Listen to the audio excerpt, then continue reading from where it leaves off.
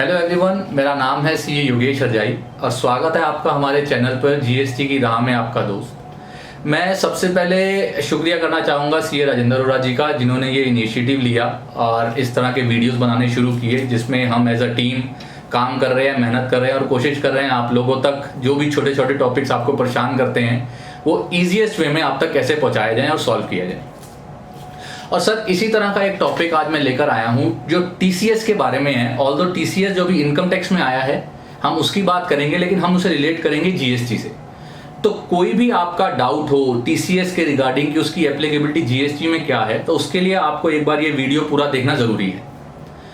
Sir, हम शुरुआत करते हैं TCS section 206C subsection 1H।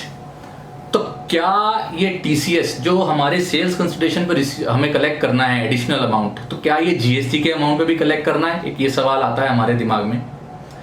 तो फ्रेंड्स, एक सर्कुलर अभी आया इनकम टैक्स में ही 17/2020, जहां पे सीबीडीटी ने ये क्लियर किया कि जो ये टीसीएस है ये अमाउंट आपको कलेक्ट करना है एडिशनल ऑन सेल्स कंसिडरेशन, जो आप अमाउंट रिसीव करेंगे।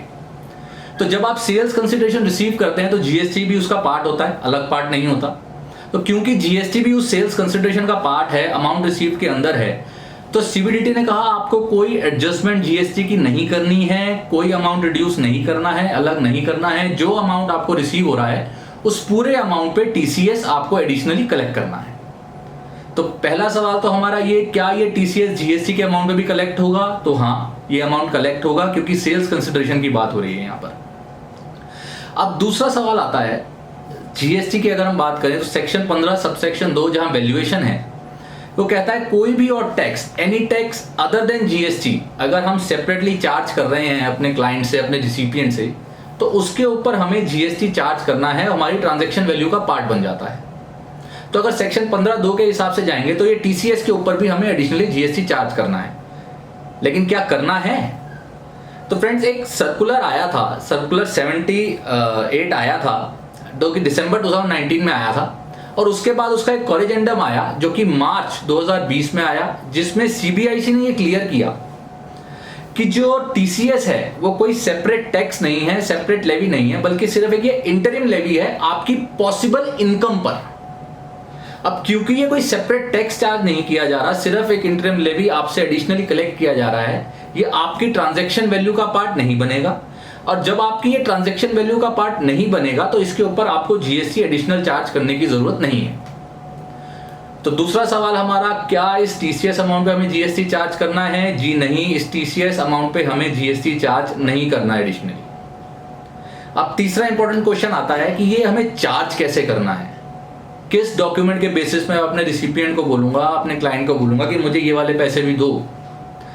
देखिए, अगेन हम बात करेंगे सेल्स कंसिडरेशन की, क्योंकि ये अमाउंट हमें एडिशनली कलेक्ट करना है, जो भी अमाउंट हमें रिसीव हुआ है।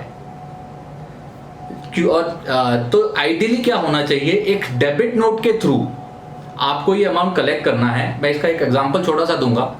मान लीजिए आपने एक इनवॉइस रेज किया 70 लाख का, क्योंकि 50 लाख से ऊपर पे टीसीएस की एप्लीकेबिलिटी है तो हम 70 लाख का लेंगे। 70 लाख आपने इनवॉइस रेज किया, लेकिन ड्यूरिंग द ईयर पेमेंट आपको सिर्फ 60 लाख आई, बाकी पेमेंट आपको 10 लाख अगले फाइनेंशियल ईयर में आती है। तो टीसीएस किस अमाउंट पे बनेगा? टीसीएस हमारा कलेक्शन के अमाउंट पे बनेगा 60 लाख के ऊपर। वहां हमें थ्रेशोल्ड लिमिट 50 लाख की हटानी है, तो एडिशनली 10 लाख के ऊपर हमें टीसीएस कलेक्ट करना है, ना कि 70 लाख पे। तो आइडली तो इनवॉइस पे चार्ज नहीं होना चाहिए, तो एक सेपरेट डेबिट नोट के थ्रू आप उसको चार्ज करके अपने क्लाइंट से रिकवर कर सकते हैं। लेकिन कन्वीनियंस पर्पस के लिए, बेटर कंट्रोलिंग के लिए आप चाहें तो आप इसे अपने इनवॉइस पे चार्ज कर सकते हैं, लेकिन उसके लिए आपको अगेन ध्यान रखना पड़ेगा आपकी 50 लाख की लिमिट का, वो कब एक्सीड हो रही है, कौन से इनवॉइस पे हो रही है और किस टाइम पे जाके आपको कलेक्ट करना है। तो ये तो बात हुई हम चार्ज कैसे कर सकते हैं। या तो हम डेबिट नोट के थ्रू करें, आइडली वो बेस्ट है, लेकिन बेटर कंट्रोलिंग के लिए, आसानी के लिए हम उसे इनवॉइस पे भी चार्ज कर सकते हैं, लेकिन थोड़ा सा अकाउंटिंग वर्क अकॉर्डिंगली हमें देखना पड़ेगा। एक लास्ट क्वेश्चन जो मेरे दिल में आता है, जो मैं आपसे शेयर करना चाहूंगा कि ये सेक्शन 206C सबसेक्शन 1H नया इंट्रोड्यूस हुआ, इसका पर्पस क्या है?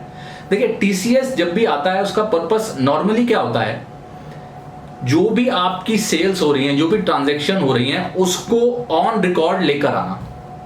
इससे पहले अगर मैं स्पेसिफिक गुड्स की बात करूं जहां ये टीसीएस लगता था, तो स्क्रैप पे लगता ये टीसीएस अभी तक लगता था। तो स्क्रैप में लगने की वजह ये थी क्योंकि अनऑर्गेनाइज सेक्टर इन्वॉल्व हो जाता है, वहां पर ट्रैक करना मुश्किल हो जाता है कि ये सेल्स इवेंचुअली कहां से शुरू हो रही है और कहां पे खत्म हो रही है। लेकिन जब आप इतने बड़े स्केल पे हर चीज के ऊपर जब आप ये टीसीएस लेके आ रहे हैं, तो अनऑर्गेनाइज सेक्टर तो अकेला कोई बचा ही नहीं। Most of the transaction, rather मैं तो कहूंगा सारी की सारी ट्रांजेक्शन जीएसटी के आने के बाद उसी जीएसटी पोर्टल पे सब मैप्ड है।